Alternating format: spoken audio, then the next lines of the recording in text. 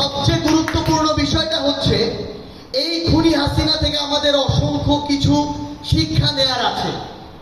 এই খুনি হাসিনা তার নিজেকে বাঁচানোর জন্য নিজে দেশ ছেড়ে পালিয়েছে, তার পরিবারের সদস্যদেরকে বাঁচানোর জন্য নিজে পালানোর আগে তাদেরকে সেফ এক্সিট দিয়েছে। কিন্তু এই খুনি হাসিনা এই বাংলাদেশে আওয়ামী লীগ, ছাত্রলীগ, যুবলীগ যে নামেই হোক না কেন, যাদেরকে নেতাকর্মী হিসেবে মাঠ পর্যায় থেকে শুরু করে বিভিন্ন পর্যায়ে ব্যবহার করেছে, তাদেরকে শুধুমাত্র টিস্যুর মতো ব্যবহার করেছে আর বিপদে এভাবে রাস্তাঘাটে ফেলে পালিয়ে চলে গেছে। সবচেয়ে গুরুত্বপূর্ণ বিষয় হচ্ছে এই নেতা কর্মীদের একটা শিক্ষা নেওয়ার বিষয় আছে। যারা আওয়ামী লীগের দোসর ছিল তারা এখন বিভিন্ন সময় আবার দেশের বাইরে থেকে ওই খুনি হাসিনা এবং তার সুবিধাভোগী যে কিছু দালাল ছিল তারা দেশের বাইরে থেকে তাদের উস্কানি দিচ্ছে। এই উস্কানিতে আবার যদি এতদিন ধরে যারা তার কথায় ব্যবহার হয়ে এসেছে তারা যদি মাঠে নামে, আলটিমেটলি বিভিন্ন অন্যায় অপকর্মের কারণে তারা গ্রেফতার হবে।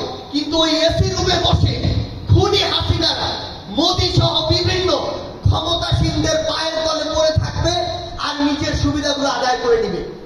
তাহলে আওয়ামী লীগ, ছাত্রলীগ, যুবলীগের এই মাঠ পর্যায়ে যারা নেতা কর্মী ছিলেন তাদের এখান থেকে শিক্ষা দেওয়া উচিত যে কোন নেতা বা নেত্রীর পিছনে আপনি ছুটবেন আর আগামীর বাংলাদেশে কাদের পিছনে আপনি দাঁড়াবেন।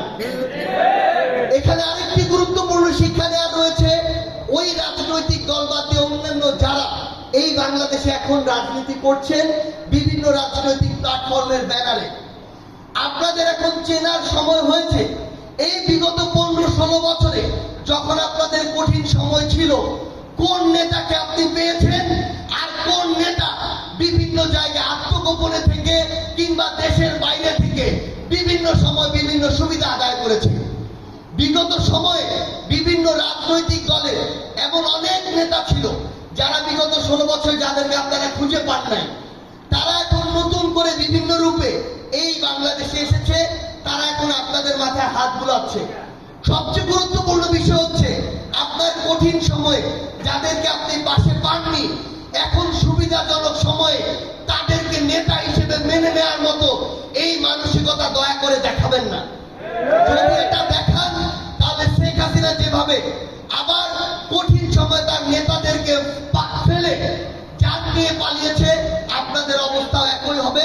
আপনাদেরকে ফেলে আপনাদের অনেক নেতা আবার জান নিয়ে পালাবে। আমরা আমাদের যারা অভ্যুত্থানের সহযোদ্ধা আছে আপনাদেরকে স্পষ্ট করে কিছু কথা বলি। আমাদের রাজনৈতিক দল এই ফেব্রুয়ারি মাসের মধ্যে আসতে যাচ্ছে। আমরা আমাদের জায়গা থেকে আমাদের অভ্যুত্থানের অন্যতম সমন্বয়ক, আমাদের রাজপথের সহযোদ্ধা নাহিদ ইসলাম, যিনি এই অভ্যুত্থানের ঘোষক, আমরা আমাদের জায়গা থেকে তাকে আহ্বান জানিয়েছি যেন পুরো বাংলাদেশকে আবার আমরা একসাথে রাজপথের সামনের সারিতে থেকে ঐক্যবদ্ধ করতে পারি। সেই জন্য আমাদের সহযোদ্ধা নাহিদ ইসলাম যেন ওই মন্ত্রণালয় কিংবা ক্ষমতার পথ ছেড়ে আবার জনতার কাতারে এসে দাঁড়ায়।